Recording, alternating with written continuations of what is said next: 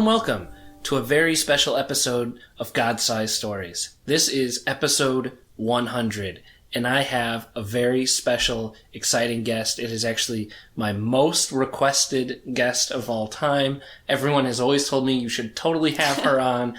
Special guest, please introduce yourself. Hi, my name is Alicia. I'm married to Craig. We've been married for almost 10 years now. I work in pharma. I lead a team of amazing data scientists through analytics. Been there for about 7 years. And yeah, I love my family. I've got 2 amazing cats that we love. Probably seen them throughout the podcast and video. But I'm very excited to be number 100. I can't believe that it's been 100 episodes already. I feel like I remember Craig telling me the idea of this podcast, and I'm so proud that it's gotten this far. And yeah, I'm just excited. I've loved hearing all the stories this far, and I'm excited to record and share mine. Yeah, it's been a fun journey, and as you said, so many of them have happened in this room right now, which is our living room. Yeah. Maybe the majority of episodes have been recorded in this living room. So some you've heard firsthand, some you've heard either firsthand from sitting here, some from recording, some from me editing, and having to listen to that with me as well. And the audience has had the pleasure of listening to many episodes as well of just me sharing different angles of my life through my testimonies. And I'm blessed today to get to share some of your life and your testimony with the audience as well. So I'm going to let you hop right into that and go into wherever you want to start with it. Sure. Sounds great. Yeah, so I had a great childhood. I was raised in a Christian home.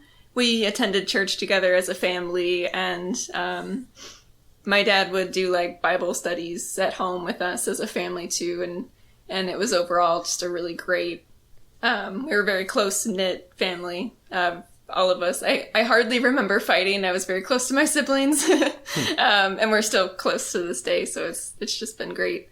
And I think when I had to make the decision eventually to choose to make your faith your own, right? Everybody goes through this. You either are going to choose the world and live a certain way, or you're going to choose the Christian life. And it happens in variety time. Timing happens based on God's time, of course.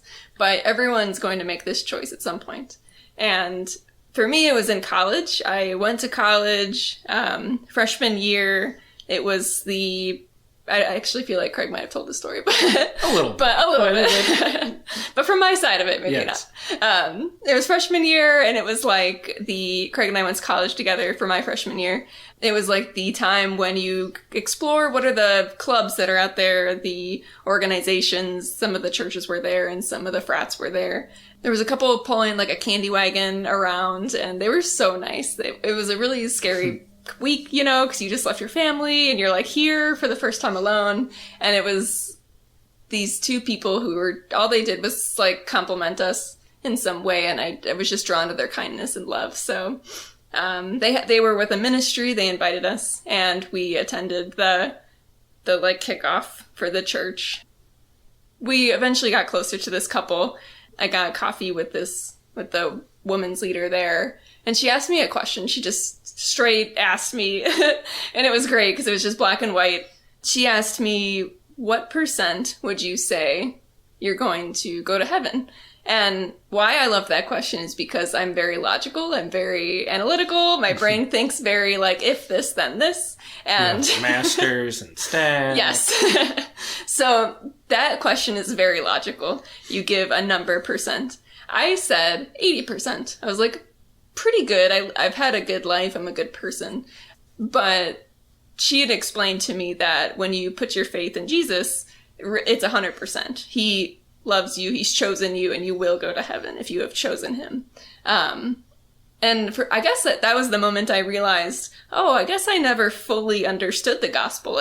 I'm sure it was explained to me in my childhood, but it never sank in for me. I just didn't realize it. So I'm thankful for her direct question, looking back, because I understand how hard it can be to ask such a bold question. But it really set me on a path of, like, I want to be in a place where it's 100%. And in that moment, I realized, oh, it's not even up to me. It's not me doing enough to make it to 100%, spending my life trying to achieve something. It's just trying to put all my faith in God constantly and remembering my foundation is in Him. And once this was opened up for me, I had realized that I had constantly built my foundation in incorrect things.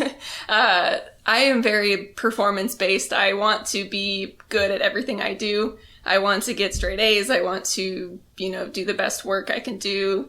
I want to be the best friend I can be. So when I started going down this path, I'd realized how much failure can impact me. Like, I'd fail a test and it would set me on this path where I was, like, angry with my friends. And they'd be like, what's wrong with you? And I didn't even know. I didn't understand it. I was just in a bad mood. And it's because I built my foundation on my success. And I built, it's like you're building a house on ground that's not solid. So when something happens, you just crumble, right? And it's because you didn't put your identity in a place that was safe. And I've noticed this throughout the years, right? Like, even at work and professional, like, you go through something that's hard, you crumble because you thought you were safe, and all of a sudden you're not. You could put it in friends, you could put it in your location, your success. I mean, it comes in a lot of variety of ways. So once I started realizing that, the thought of, like, how do I build my foundation in God? Like, how do I build it and make it such a part of my identity that someone in God and someone who is so solid and reliable and loves you and is worth trusting, right? He knows you inside and out. He's chosen you and he's never going to let you down. So why not build a foundation in him? Everything else is fleeting. We know this. We've seen it in our day-to-day lives. So yeah, that's kind of been my journey. I've been trying to seek out how to consistently remember to put my foundation in God. Whenever I do, I find that it's not as heartbreaking when something happens. And the sad part is failure is what helps you learn. So it's actually a good thing to fail. And so when my foundation is not in my success, but when it's in God, I'm able to actually learn from my failure because I can take a step back and say, my life isn't over because my identity wasn't in that. I can now learn what I can and move forward. My worth is not found in that situation. My worth is not found in my success. My worth is already defined in God and as a child of God.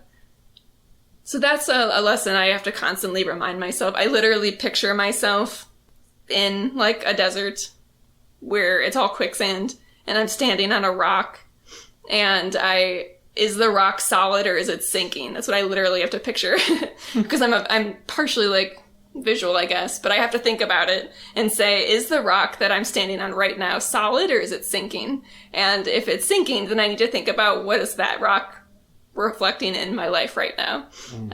But I do have to constantly remind myself that my foundation and my identity are in God. And if you're familiar with the hymn, Christ, the solid rock I stand, all other ground is sinking sand, that's where it comes from. And that is part of Matthew 7, so I guess I'll read it because I have it up here. Anyone who listens to my teaching and follows it is wise, like a person who builds a house on solid rock. Though the rain comes in torrents, and the floodwaters rise, and the winds beat against that house, it won't collapse because it is built on bedrock. But anyone who hears my teaching and doesn't obey it is foolish, like a person who builds a house on sand.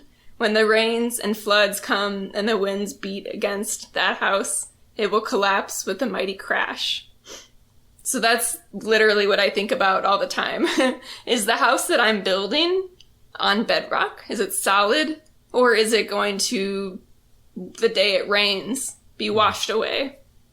So yeah, I think that's well, that's and I've been extremely blessed by being your husband in many ways. Like, for one, being an outsider on that journey. Well, not just an outsider, someone with you on that journey. As you said, I was there for those college experiences, and you know, I wouldn't be the man I am today if you weren't there willing to make those steps with me as well. It's like I'm reading through Pilgrim's Progress now and just thinking of the characters walking together in that book, and you've been like that with me on my journey, and it's your journey at the same time, and it's been so exciting to see you develop into this godly woman and see you grow and see you learn these things in easy ways and hard ways sometimes, and you really reflecting on the idea of like, well, what do you need to build upon? And we've learned that pretty well together, I'd say. Oh yeah.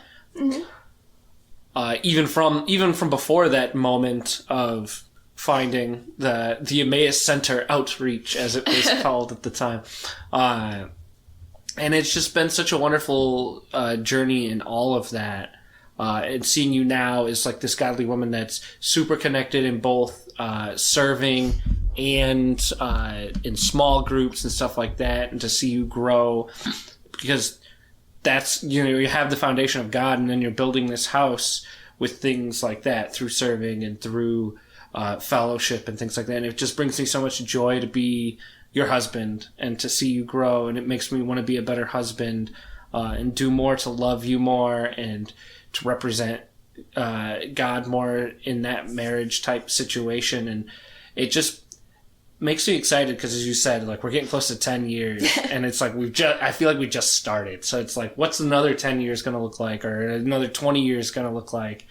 And where will you be at that point, both spiritually and professionally? And it's been such a joy to have you, as well as we've joked at the start, like, you've been here on this journey with me as well. Like, if I didn't have someone like you in my life encouraging me to do something like the podcast, like, you saw it as a beautiful and true thing, as scripture would say, and you're like, yeah, you should do that. You sound excited about it, and it's a glorious thing. And if I didn't have you doing that to encourage me, I would have never started. This would have never been a thing I would have done. It would have been a lot easier for me to be like, nah, it's a fun idea, I'll just leave it as that. Yeah, I mean, let me just say, it's been inspiring to watch. I mean, it's one thing to talk about doing. I mean, this is a hard thing to do. You have to find people, you have to put yourself out there and, advocate for this podcast. And it's hard to do, and it's inspiring watching you do it. And in a way, I mean, it's like a way for you to put your foundation in God too. It's like you're telling stories, you're hearing stories, you want to shine God's light into people's lives, however it looks. And yeah, putting your foundation in God is so intentional. It requires work and it's so distracting. This world is so distracting. Anything can come up. And I mean, it would be easy for me to put my foundation in my marriage, but then, it's all fleeting and nothing's perfect and nothing's worth your foundation like God is. So but yeah, it's been inspiring watching you with these 100 episodes. Woo. But yeah, awesome. And audience, thank you so much. As we keep saying, this is 100 episodes. Years ago when I started this, I would not have believed it, that I would have kept going this far. And honestly, the reason I have is because I've gotten such great feedback from you out there listening. So when I say I couldn't do this without you, I wouldn't do this without you, because it brings me joy knowing that God is being glorified from hearing stories from wonderful people like my wife Alicia here just sitting. And thank you so much. Goodbye.